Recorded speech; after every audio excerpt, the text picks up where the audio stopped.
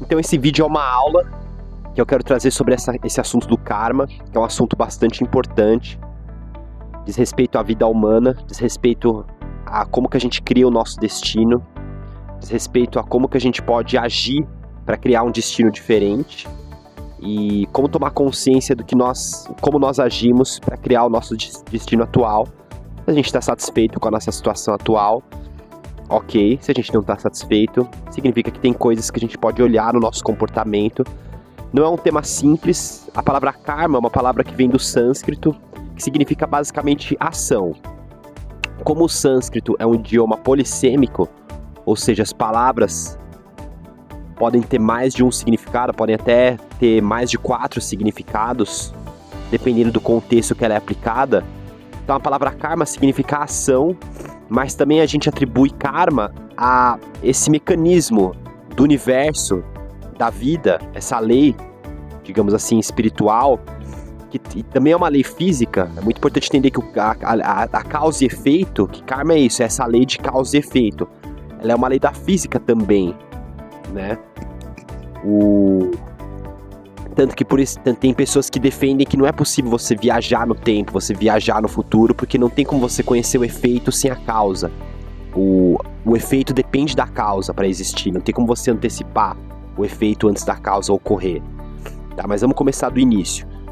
Então karma significa essa lei de causa e efeito, e significa que nós, seres humanos, as leis a qual estamos submetidos, digamos assim, para o nosso aprendizado desse tipo de alma, desse tipo de consciência, que tem um espectro, uma capacidade um pouco diferente, né? O nosso espectro de consciência, a nossa capacidade, a nossa, digamos assim, interface neural é um pouco diferente dos animais.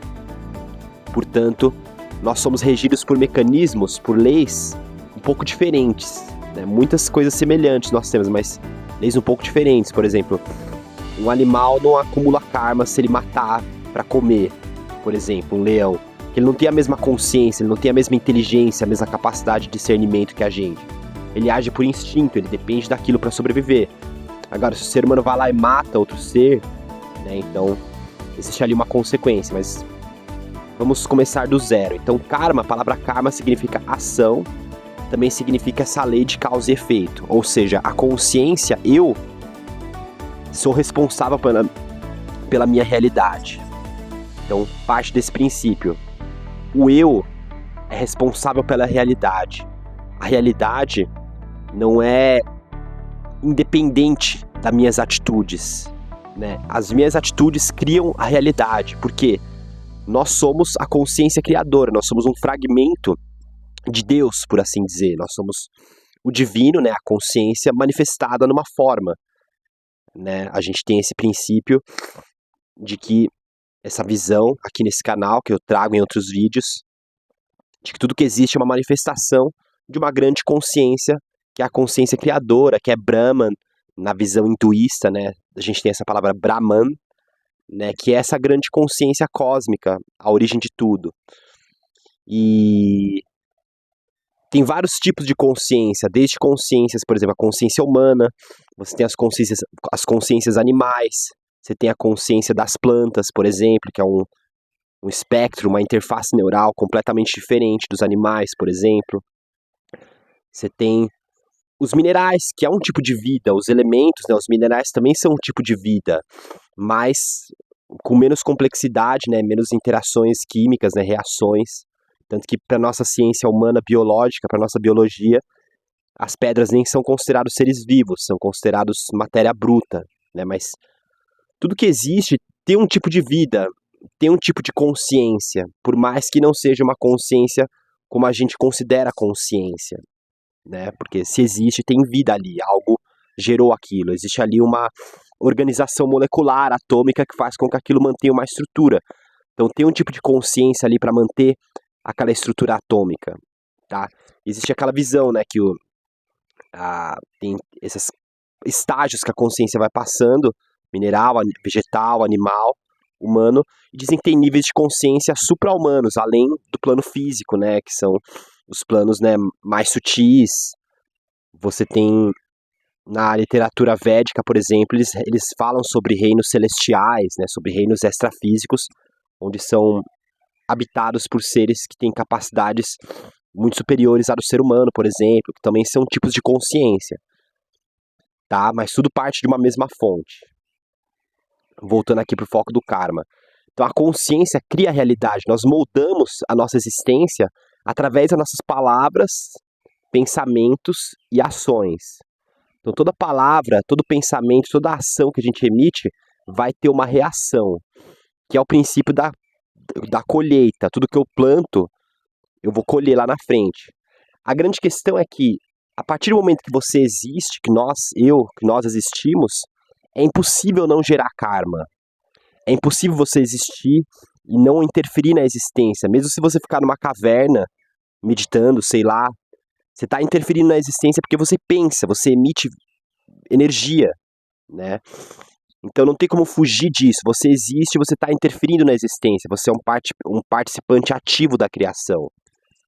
A grande questão é que ou a gente vai agir pelo nosso condicionamento, né?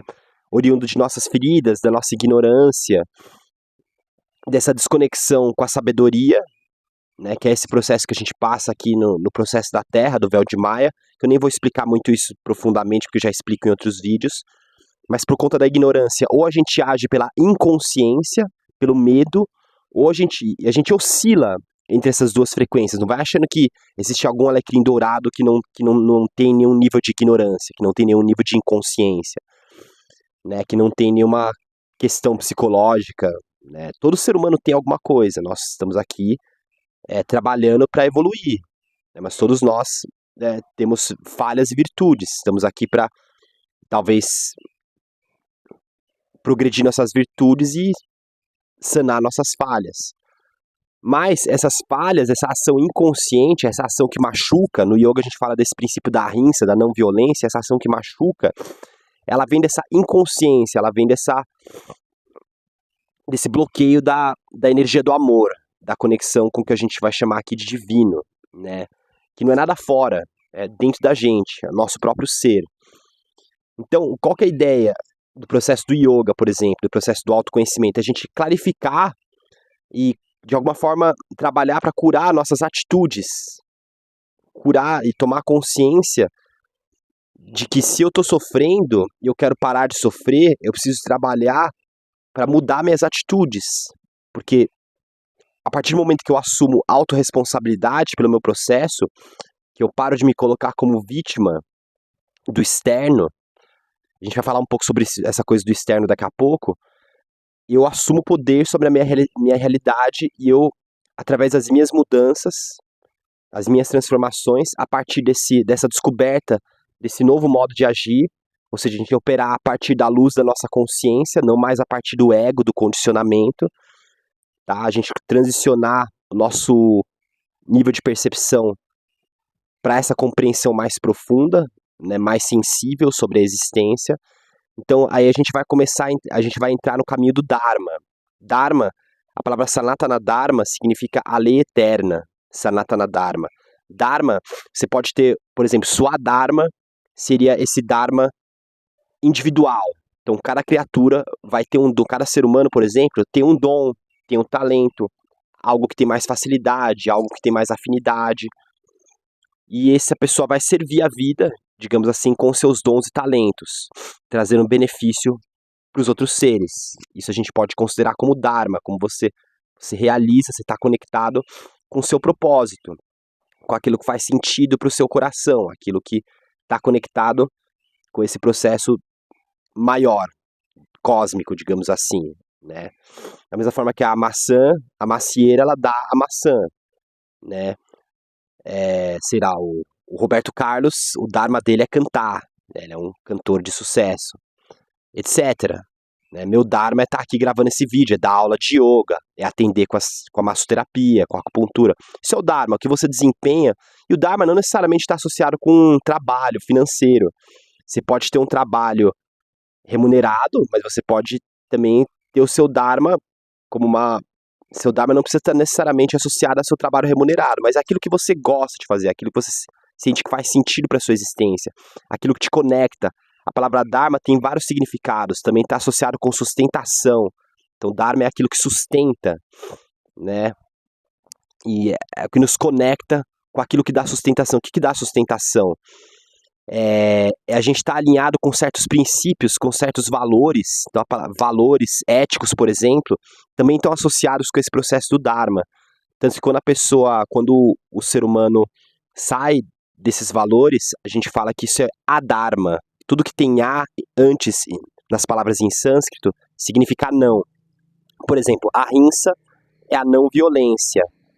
A dharma é uma ação não dármica, né? Uma ação fora da lei do amor, digamos assim. E essas ações adármicas, né? Esse karma, essa ação vai gerar uma reação negativa, vai gerar uma reação de sofrimento. Então, a partir do momento que eu estou inconsciente das minhas dores, das minhas feridas, da minha inconsciência, da minha ignorância, da minha responsabilidade, quando eu não estou nessa lucidez de assumir responsabilidade pelo que eu faço, pelo que eu falo, como eu me porto na existência, aí a gente sofre. Quando eu não estou consciente disso, desse processo, eu sofro. A grande questão é, por exemplo, se você precisa de um artigo científico provando que existe isso, esse vídeo não é para você. Porque não tem como não tem como provar isso com artigo científico. Isso é uma questão que você precisa avaliar e ver se faz sentido para o seu coração. Porque tem muita coisa que não tem como você provar cientificamente. Inclusive, a gente dá muito crédito para a nossa ciência humana. Só que a ciência está sempre mudando. Uma coisa que era verdade anos atrás já foi modificada. Então a gente está sempre descobrindo coisas novas. E tem certos conhecimentos, por exemplo, antigos, que estão nos Vedas, que são tão avançados que talvez a nossa ciência moderna só vai poder comprovar isso bem lá na frente. Então é isso. Testa isso, observa na sua vida e vê se não faz sentido isso que eu estou falando. Então toda vez que eu ajo inconscientemente, eu gero sofrimento. Tá? Então o meu sofrimento, de alguma forma, tem raiz em mim mesmo. Então, por exemplo, a gente na cultura védica, por exemplo, acredita-se na existência de outras existências, de outras vidas, ou seja, todos nós reencarnamos, todos nós deixamos uma existência com certas pendências, né? Você morre, você desencarna com certas pendências, que são aprendizados. Então, segundo essa visão, a lei do karma é uma lei corretiva, não é uma lei punitiva. Não é um castigo, não tem ninguém castigando a gente. É simplesmente um magnetismo. Tudo que faz volta pra você. Você é o responsável. Você que se pune. Você que causa sofrimento pra si mesmo. Mas nós somos todos é mais complexo do que parece. A gente explica, a explicação parece simples, mas na prática é muito mais complexo. Porque o karma, nos prende, nos mantém, dependendo das nossas atitudes, do nosso padrão de consciência. Por exemplo, se a gente está regido por emoções mais instintivas, por exemplo, medo e raiva são emoções mais primitivas, mais instintivas. Então, quando eu ajo pelo medo ou pela raiva, eu fico no que a gente chama de condição umbralina. Umbralina vem de umbral. Então, eu fico preso nessa frequência do vitimismo, do sofrimento, dos vícios, da vingança, do ódio, desse nível de consciência, digamos assim, mais animalesco.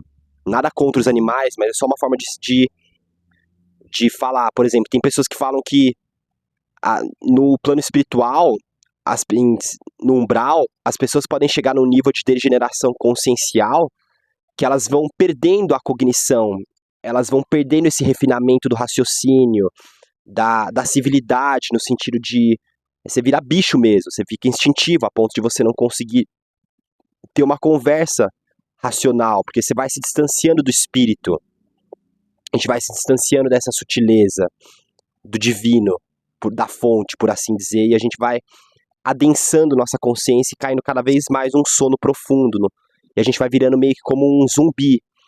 Né? Aqui em vida, o limite é a morte, mas no plano espiritual não tem limite. Você vai se degenerando e a gente vai ficando demoníaco mesmo. E vai ficando refém de várias forças que se alimentam de alguma forma dessa ignorância, dessa ilusão, desse sofrimento. Então, quando a gente está nessa frequência, que não se engane assim, não é tão simples assim. né? Quando você está numa frequência dessas, você passa a sofrer uma influência tão profunda, porque a gente é tudo conectado. É uma ilusão achar que a gente é separado, que minhas ações, minhas vontades são só de mim mesmo. Tá? A gente tem que se exercitar para estar no comando do veículo, mas a gente é extremamente influenciável, né? Muitas coisas que a gente pensa que é nossa vontade, muitas vezes a gente está sendo influenciado por outras forças e a gente pensa que é só a gente. Não, existem fatores, forças, seres que potencializam nossas vontades, tanto para o bem quanto para o mal, digamos assim, trazendo aqui esse conceito de bem e mal só para explicar aqui. Não que eu acredite totalmente no bem e no mal. Mas tá errado? Tá certo? Não. É frequência, são níveis de consciência, são níveis de experiência, né? E dizem que isso é bastante profundo falar sobre isso. Mas dizem que o divino, ele não julga as experiências das criaturas, da criação, simplesmente são experiências. Tudo que vai volta, né? Então dizem que todo Hitler vai ser um Jesus, né? Usando esses arquétipos para demonstrar que todos nós caímos na ignorância e vamos despertar e vamos ascensionar um dia, cada um no seu tempo, cada um no seu processo. Então depende muito do karma de cada um, depende muito da frequência que a gente alimenta com a nossa vontade, depende muito de o quanto que a gente se empodera de fato da nossa vontade, né? E até a gente precisa tomar consciência da importância desse processo. E mesmo tomando consciência da importância desse processo, não é tão simples assim. Todos nós, de alguma forma, temos enroscos.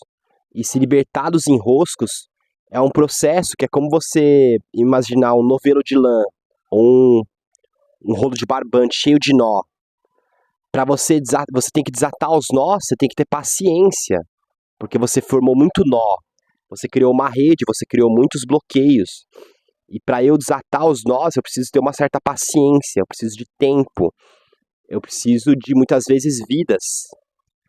E para isso o primeiro passo é tomar consciência e começar a agir diferente. Então eu começo a agir pelo Dharma, eu começo a agir pelo bem. Eu começo a pensar na possibilidade de que o perdão é uma coisa importante. Por mais que seja difícil, mas quando eu exercito o perdão, por exemplo, não significa que eu tenho que conviver com aquilo que eu não sinto que é favorável para o meu desenvolvimento, né?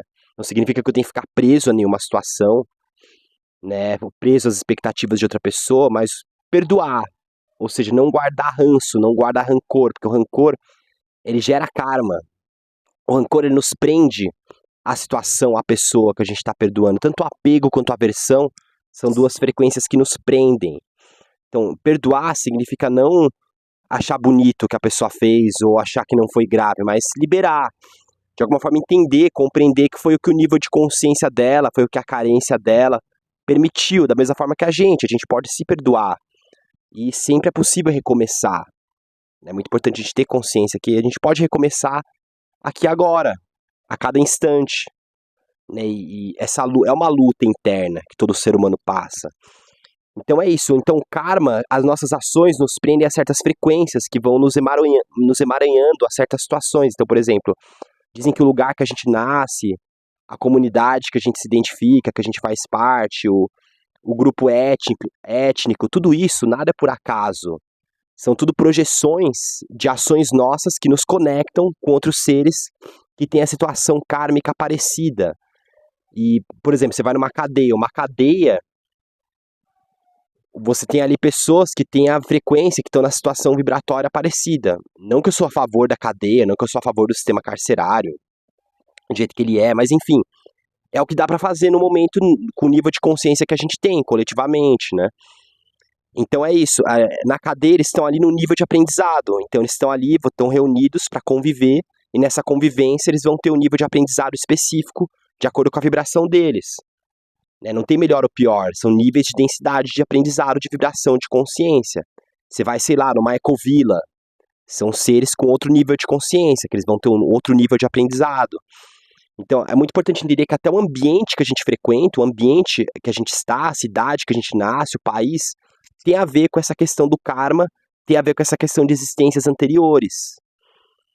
Então, é difícil. Então, quer dizer que a pessoa que nasceu na faixa de Gaza, quer dizer que talvez ela de alguma forma ela projetou aquilo, a alma dela tem um certo merecimento, tem um certo aprendizado de estar ali. Sim, talvez sim. E isso é profundo. Isso, se não existisse isso, se não existir a lei do karma, se algum dia alguém chegar e provar pra mim que isso realmente não existe, eu peço desculpa por tudo que eu falei de errado e me calo pra sempre. Mas até então, até que me prove ao contrário, eu sigo por essa linha, né? Seguimos por essa linha. Então é isso. Então, qual que é a ideia? É a gente, o gato passando aqui atrás. Não é um dos meus gatos, né? Então ele come ração, então eu nem sempre deixo que haja ração, né, para alimentar a vizinhança inteira. Mas é isso. Fora que ele briga com meus gatos também. Mas voltando aqui no vídeo. Esse processo ele é extremamente complexo, então não tem como a gente colocar todos os seres humanos e achar que todos têm a mesma capacidade. Talvez não seja todo mundo que vai conseguir ficar rico, dependendo da carga que a pessoa carrega, né, da carga vibratória, das ações que a pessoa cometeu no passado. Tem pessoas que talvez não vão conseguir chegar no nível de prosperidade material diferente de outras, né? Então, por isso que a existência é muito mais complexo, não é simplesmente eu chegar e fazer afirmações e achar que só orar, fazer afirmações vai mudar minha vida. É uma série de processos, tem situações que não tem como a gente correr, tem situações que a gente vai ter que enfrentar. É difícil falar isso muitas vezes, mas é o que a gente precisa, então talvez confiar, né? Confiar não nos deve colocar numa situação de zona de conforto, mas confiar que existe uma força maior direcionando nossa vida e que o que está por trás das situações são aprendizados importantes para a nossa caminhada, importantes para a nossa existência. Então, sempre buscar o amor, a compreensão, buscar agir com amorosidade, tentar não alimentar mais ódio, tentar não comemorar o sofrimento de outra pessoa, mesmo que ela tenha feito mal, né? Tentar agir para ser um elemento construtivo nessa humanidade, né? O máximo possível a gente buscar curar a nossa arrogância, ser sincero, sabe? Ter esse empoderamento, buscar hábitos saudáveis. É muito importante buscar hábitos alimentares saudáveis, práticas saudáveis, buscar ambientes saudáveis, né? A gente tem que ganhar dinheiro, às vezes a gente tem que lidar com o que a gente tem, né? No momento, e é isso. Mas a situação que a gente está agora, a gente pode mudar, a gente pode melhorar, a gente pode transformar qualquer situação, a gente tem o poder para isso. Mas tem que pagar o preço, faz parte de estar nesse mundo a ralação, né? A ralação de estudar, a ralação de vencer dificuldades. Por isso que a gente fala que o yoga, ele é um caminho de guerreiro, não o guerreiro que luta contra outra pessoa, mas o guerreiro que luta contra as próprias dificuldades, que busca superar, busca desenvolver essa força, essa disciplina. Então tem no Oriente, né, quando você vai para uma academia de artes marciais, é muito interessante, porque eles não falam para você aceitar você como você é. Não, eles falam que a gente tem que melhorar. Muitas vezes aqui no Ocidente a gente tem um pouco de birra quando alguém vem nos corrigir, né? No Oriente eles não têm tanto problema com isso, com disciplina, com correção, que eles entendem que é isso, não que o Oriente é melhor que o Ocidente, né? E também hoje em dia está muito misturado, né? Não tem mais muito essa divisão, o mundo está muito misturado. Mas, por exemplo, como eu falei, né? Numa escola de yoga, numa escola de artes marciais, se o movimento ainda não está bom, o professor vai corrigir, então a gente precisa melhorar. A gente precisa tomar consciência que a gente não está bom do jeito que a gente está. A gente tem que buscar melhorar, tem que buscar se aprimorar.